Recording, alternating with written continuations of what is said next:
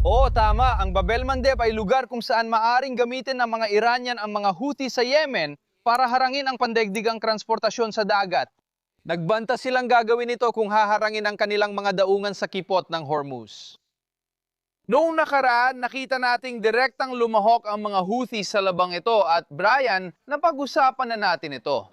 Nakababahala na ginagamit ng Iran ang Houthi para atakihin ang mga barko sa Dagat Pula gamit ang misil o drone. Sige, magsimula tayo sa Operasyong Epikumpot. Magsisimula ang EOA ng blokeyong pandagat sa kipot ng Hormuz sa loob ng 3 oras matapos mabigo ang negosasyong pangkapayapaan kasama ang Iran nitong weekend. Nasa Pakistan si Tomlinson kung saan naganap ang mga negosasyon. Kasama natin siya ngayon. Salamat, Lucas. Magandang umaga, Inslee, at sa lahat. Ang negosasyon sa Islamabad nitong weekend ang pinakamataas na antas ng pagpupulong ng ZEWA at Iran sa loob ng 50 taon. Nagalok si Vice Presidente JD ng tinatawag ng kanyang mga opisyal na huling alok sa mga Iranian, may ilang kulang linya. Dinala ang panukala sa Tehran. Pwedeng taasan pa ni Pangulong Trump ang presyon. Haharangin daw niya ang mga pantalan ng Iran sa kipot ng Hormuz kung walang kasunduan. In-interview siya kahapon ni Maria Bartiromo. Ang panukala, masasabi ko nananatiling matatag. Binasak ng kanilang sandatahang lakas. Lahat ng kanilang hukbong dagat ay lubusang lumubog, alam mo ba? 158 barko ang nawala, wasak na ang hukbong dagat. Bukas alas 10 ng umaga, magkakaroon tayo ng blockade. Alas 10 na bugas. Ang ibang mga bansa ay nagtutulungan para hindi makapagbenta ng langis ang Iran. At magiging epektibo ito. Hindi, sige. Mga kaibigan, alas 10 ng umaga sa Silangan, 3 oras pa bago ang blockade, tama?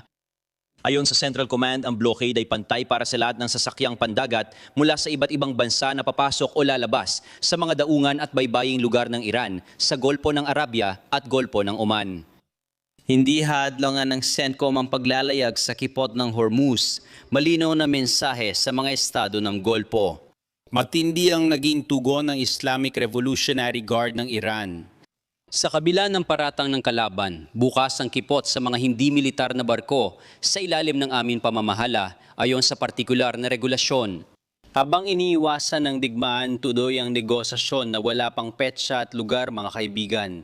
Noong katapusan ng linggo, 2 destroyer ng Iwas ang tumawid sa kipot ng Hormuz matapos ang 21 oras na pagpupulong ni Vance kasama ang mga Iranian.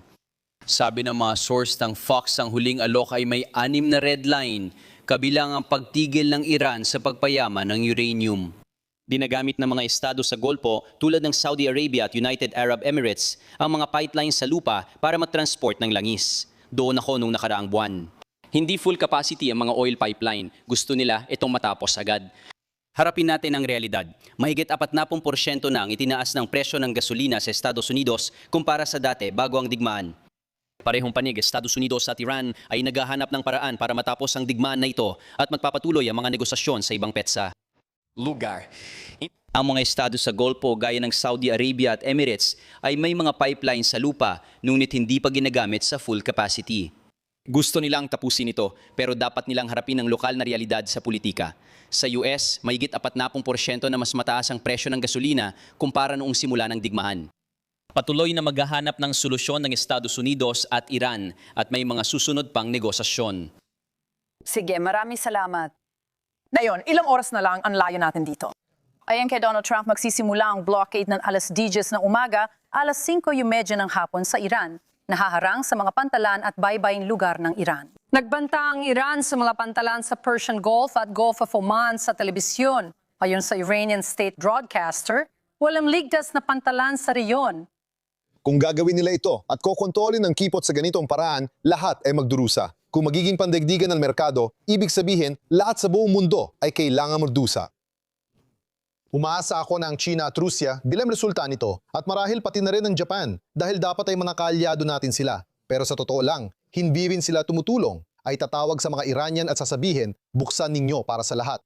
Gaya ang sabi ni Brian, naglagay sila ng mga mina pero dahil inyutin sila, hindi pa rin nila alam kung nasaan ang mga ito.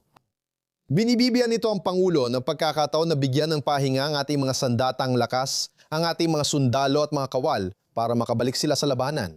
Kaya ba nating linisin ang buong kipot? Brian, Oo, nagpapadala ang mga Brito ng magagaling na minesweeper. Pero dahil mahina ang depensa at patag ang ilalim, kailangan nating tiyakin ang kanilang proteksyon. Nasa atin ang pinakamainam sa dalawang mundo. Nagpapadala tayo ng mga armadong barko papunta sa Kipot. Gustong-gusto ko ang mensahe. Nagnenegosasyon tayo sa kanila habang may tigil putukan.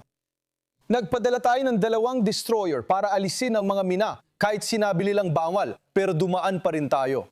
At hulaan mo, wala silang tinamaan na mina. Go signal na ito para sa mga barge at supertanker na magsabi, baka gawin natin ito pero ngayon, wala nang makakadaan. Ito ang ultimate na alas. Binago niya ang laro. Kami ang magdedesisyon kung sino ang papasok at pangingikil ang ipapataw namin sa kanila. Walang makakapasok o makakalabas. Sino ang unang magbabayad? Sabi niya kung kaya ninyo at may langis kayo, edi padala ninyo sa Texas. Halika, pwede kang humiga. Gusto mo ba? Kunin mo, may natural gas din kami. Baka gusto mong dumaan. Ang China? Gusto kong makita ang unang barkong Chino na walang laman at kukuha ng langis. At sasabihin sa'yo na hindi ka pwedeng pumasok. Diyan pumapasok ang China para idiin ang Iran at sabihing baguhin ang sitwasyon. At hindi.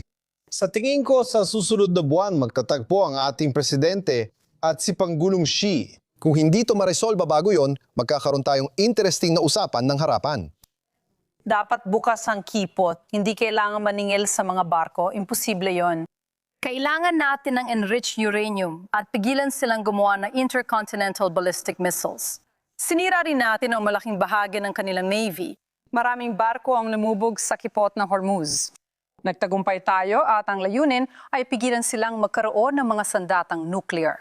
Tama, alam ko mahirap ito, pero kung pakikinggan mo ang halos 70% ng mga komento, parang tayo ang natatalo. Tanga, tuluyang winasak natin ang bansang di magkaintindihan. Sa 10 araw may 2 linggong tigil putukan. Sinuri namin ang natira pero may 32 magkakahiwalay na estruktura ng pamunuan sila at hindi man lang sila nakipag-ugnayan sa lahat ng 32. Manpapakawala pa rin sila ng mga racket hanggang walang kapalit. Wala silang tubig bago ang digmaan. Mayroon silang pera na walang halaga. Bago nagsimula ang digmaan yon, sa tingin mo, ano na ginagawa nila ngayon? Pag-isipan mo, patay na ang karamihan sa kanilang mga pinuno.